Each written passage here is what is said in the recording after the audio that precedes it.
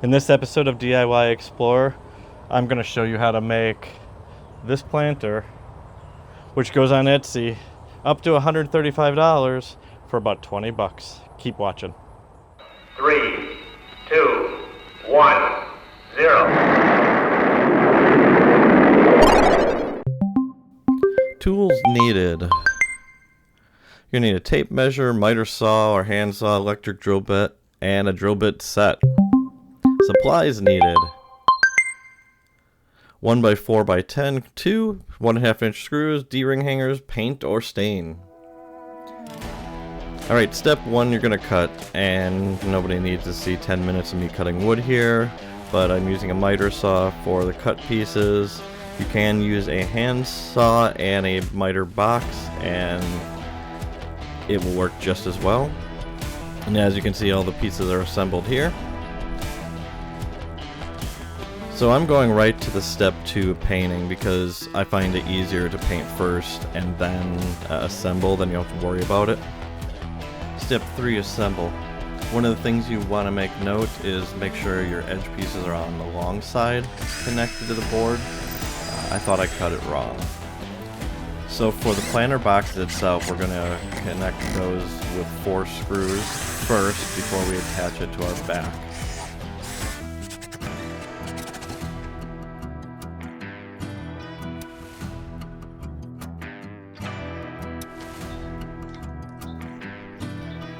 Next step, what we're going to do is measure up 1 inch from the top, and that'll be our backing board.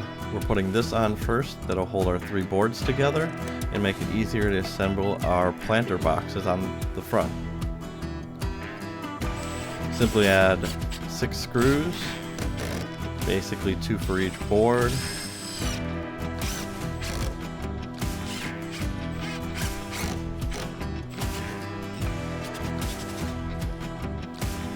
So one note, make sure when you buy your wood, either store it in a place that is dry and flat. I did not do that, so I had to use a clamp to pull everything together. So now what we're doing is we are attaching our first planter box at the very bottom, and we're going to add 4 screws.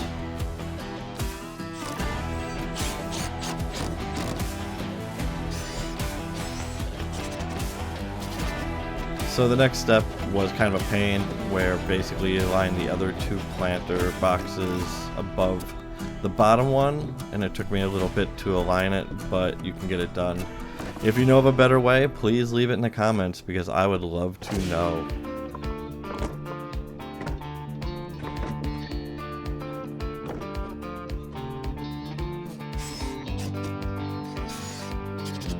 And then screw, drill, and it'll pull it all together.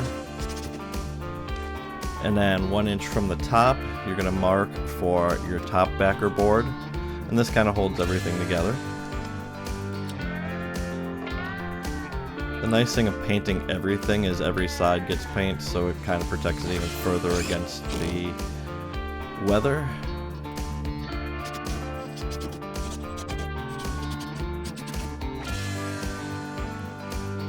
Now a little touch up. And now we're on step 4, hanging hardware. You can get these at your local hardware store, online, at Amazon, etc. And these are called D-ring hooks. Now the screws on this were small enough that I didn't really feel like I needed to pre-drill. The screws that come with this hardware were quite terrible. I struggled with that.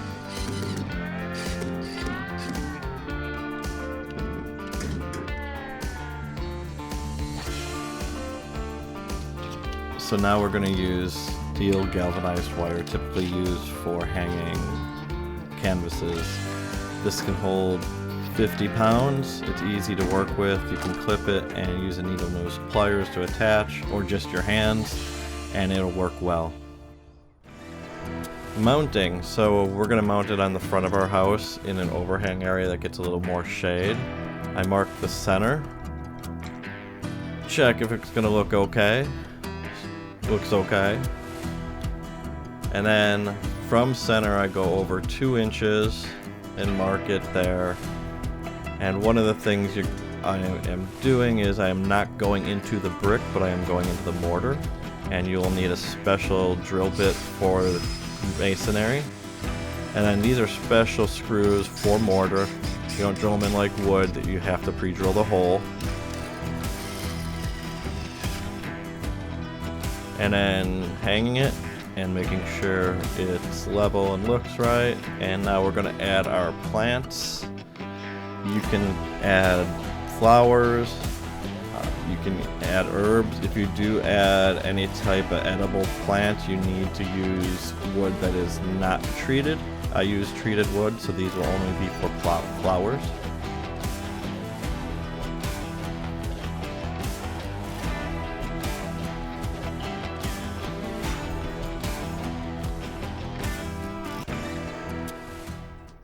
So there you have it, $20 for a vertical planter. You could use that for flowers like I did, or you could use it for gardening, like herbs or something like that. So leave a comment, ask a question. Oh, the plans are available in the show notes below on my website. So if you want to go grab them, they're there for you. Give a like, subscribe, and follow along. We got a lot more projects coming up, and thanks for watching.